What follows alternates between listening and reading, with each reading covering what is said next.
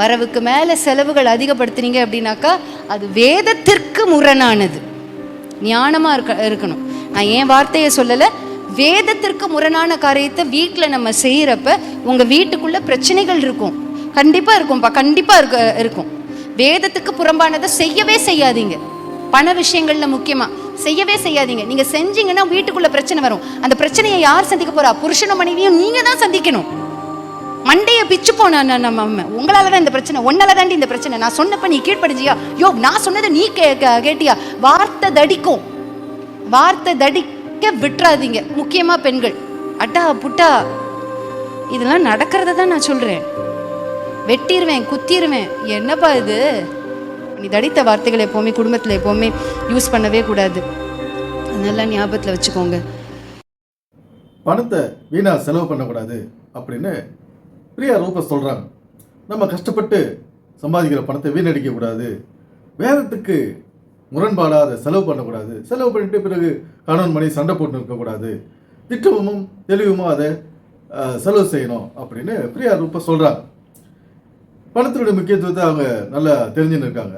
மனித வாழ்க்கையும் பணத்தை மையமாக வச்சு தான் இயங்கின்னு இருக்குது. ஏன்னா பணம் இல்லாத இங்கே ஒன்றுமே கிடையாது. பணம் இல்லைன்னா பசியில் சாக வேண்டியதுதான். அதுக்கு வேறு சொல்யூஷனே கிடையாது.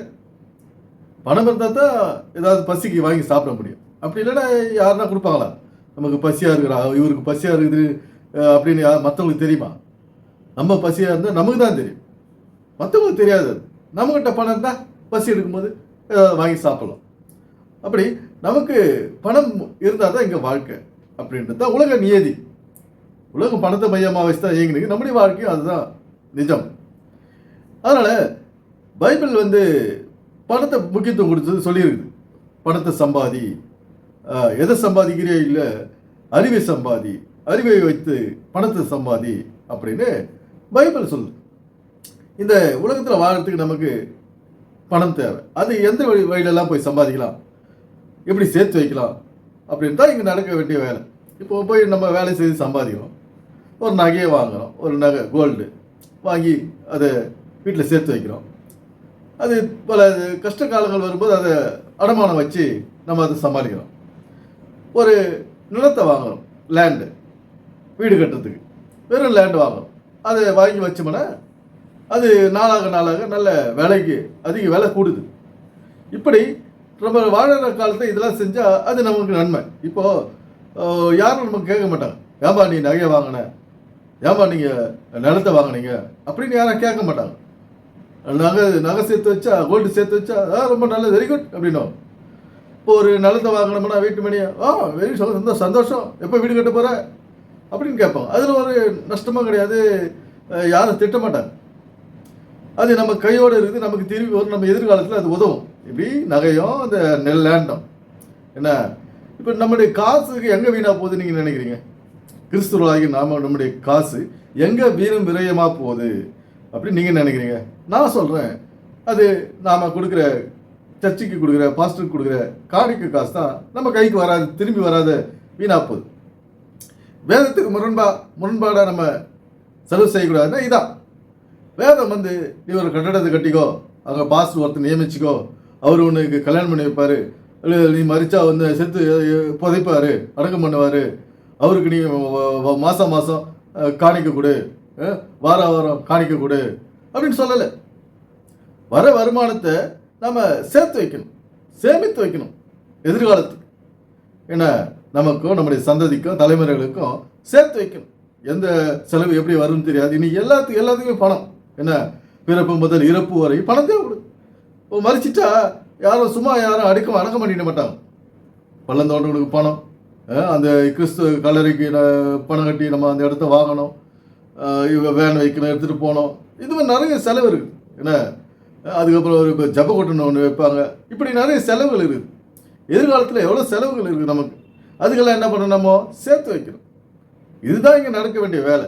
அதை விட்டுட்டு நான் இப்போ சர்ச்சைக்கு போனாங்க, காணிக்கை கொடுப்பாங்க, 10ல் ஒரு பங்கு காணிக்கை கொடுக்க சொல்லியிருக்குதுங்க பைபிளில், அதை நாங்கள் கொடுப்போங்க, நாங்கள் கடை வாங்கியாவது கொடுப்போங்க அப்படின்றதெல்லாம் இங்கே வேதத்துக்கு முரண்பாடானது. வேதத்துக்கு அப்பாற்பட்ட விஷயம் இதெல்லாம். வேதம் சொல்லாத ஒரு விஷயம். ஏன்னா நம்முடைய வாழ்க்கை முறையை தான் அங்கே வேதத்தில் எழுதி வச்சுக்குது. நம்முடைய வருமானத்தை எப்படி முறையாக செலவு பண்ணுறது, அதுதான் முறை, வாழ்க்கை முறை, வாழ்வியல் முறைன்றது. தேவையில்லாத இந்த மாதிரி நம்ம காலகாலமாக காணிக்க கொடுத்துட்டு இன்றைக்கி சொந்த வீடு கூட இல்லாத இடத்துல நிற்கிறோம். நம்ம அந்த கட்டத்தில் நிற்கிறோம். வாடகை வர காசில் மாதம் மாதம் வாடகை கொடுத்துக்கின்னு, அவனுக்கு அட்வான்ஸ் கொடுத்துக்கின்னு, வாடகை கொடுத்துக்கின்னு, ஹவுஸ் ஓனர் வந்து நம்மளை 1008 பேச்சு பேசுவான்.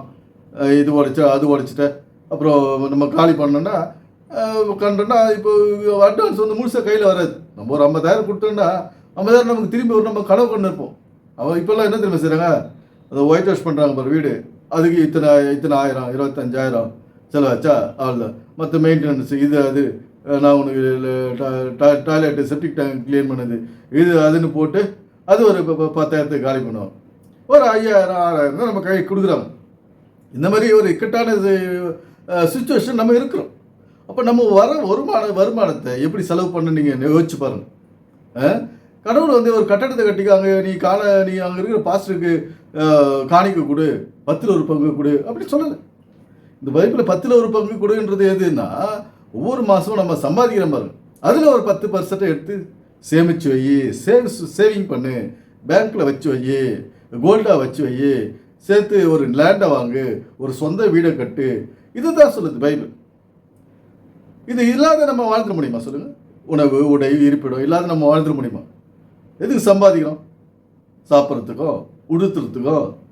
வெறும் வீட்டில் சொந்த வீடு இருந்தால் அதுக்கு சொந்த வீடு கட்டணும், இல்லை வாடகை கட்டினா வாடகை கொடுக்கணும். இதுக்கெல்லாம் தான் சம்பாதிக்கணும்.